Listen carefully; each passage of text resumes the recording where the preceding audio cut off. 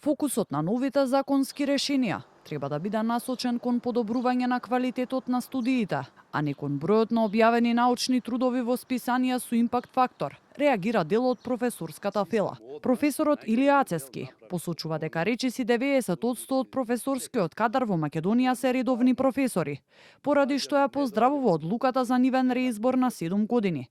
Сепак, според него, поважно е да се препознае реалната подготвеност и знаењето на студентите по дипломирањето, што ќе ги поттикне факултетите да создаваат поквалитетен кадар.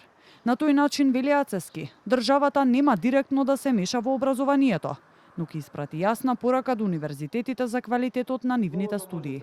Како да се подобри квалитетот на студиите, да тие исклучиво и да се подобри рангот на универзитетот, не? И тие да не бидат секогаш поврзани со тој факт дека некој објавувал или не објавувал во списанија од кој што со фактор, не, со влијание.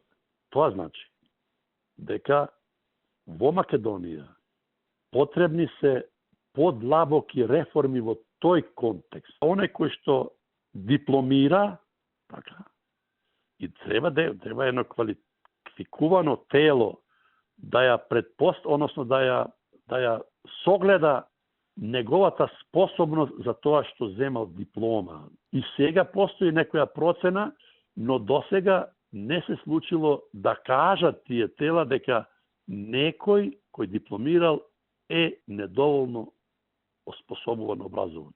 И професорката Мирјана Најчевска, преку објава на социјалните мрежи, ја критикува најавената измена во Законот за високо образование, со која кандидатите за избор во научна титула ќе треба да објавуваат повеќе трудови во списанија со импакт фактор.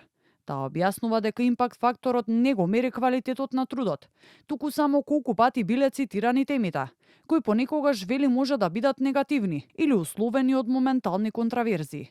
Министерката за образование Весна Јаневска вчера објасни дека новото законско решение за високо образование, меѓу другото, предвидува универзитетите да произведуваат околу 1000 трудови во списанија со импакт фактор, наместо досегашниот просек од 300 до 500. Целта, како што посочи, е враќање на универзитетите на Шангајската рангирана листа, каде просекот на вакви публикации е околу 1200.